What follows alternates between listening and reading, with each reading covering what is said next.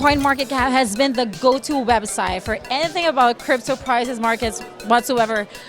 How important do you think the role of CoinMarketCap is when it comes to educating and providing access to the global markets? We started in 2013, right? So when we first started, the whole point was to let people kind of compare the value of various cryptocurrencies versus Bitcoin.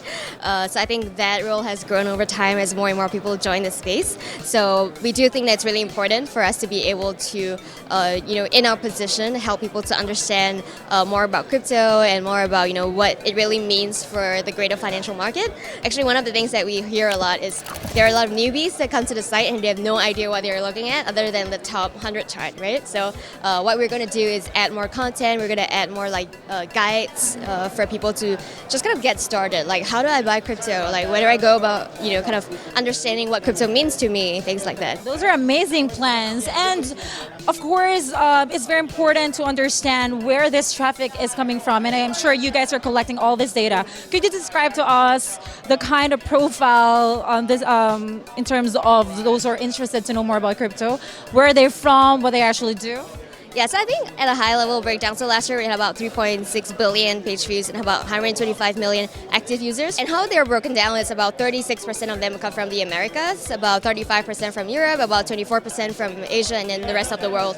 So top is like US, and then followed by a few European countries like the UK, Germany, Netherlands, and then we see Vietnam at number 5. So I think some people find that pretty exciting, also kind of surprising.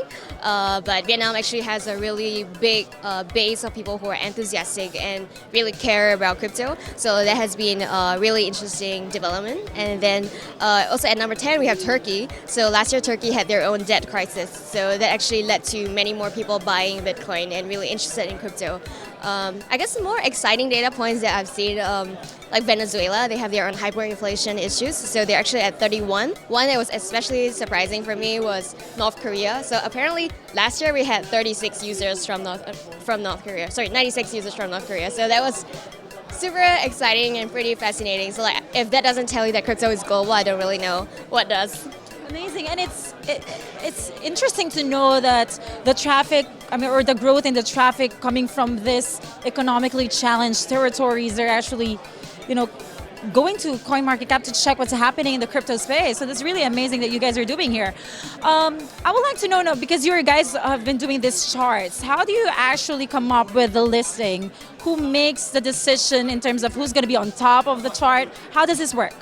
Yeah, so I think that's really fundamental to how we, how the site works. So with market capitalization, how it works is basically we take the price of a crypto versus times its circulating supply. Circulating supply is basically a term to say how much of the supply of a token is actually circulating among the hands of people who can actually buy and invest in the cryptocurrency. So that part is circulating supply, and then it's obviously price.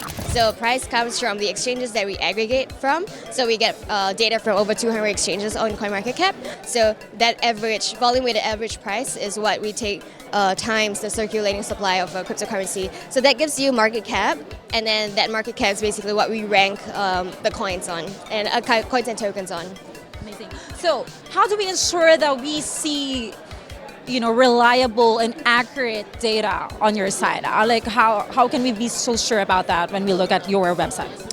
Yeah, so on the site, we actually publish our methodology. Some people have asked us, how does the process work? So we actually did distill most of it on the methodology page, and we can obviously reveal everything. So, kind of like Google, how the SEO works, but they don't tell you everything, because if they do, then it's really easy to game the system. So in crypto especially, we're pretty close to the money. So there will always be people who are incentivized to try to game the whole system so that they can kind of climb the charts, right? So for us, we review most of it.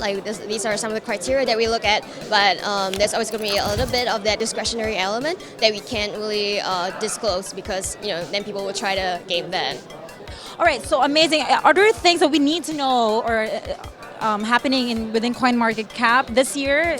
Yeah, so other than like the education part of it that I told you about, we are going to release an index really soon. So actually going to release two indices. So these will be headline indices.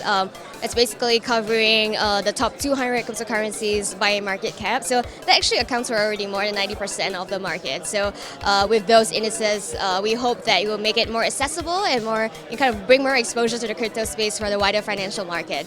So that's a big one. And then, we'll definitely keep you guys updated on what we're going to do next. Indeed, an exciting time for you guys, and thank you so much for what you are all doing at CoinMarketCap.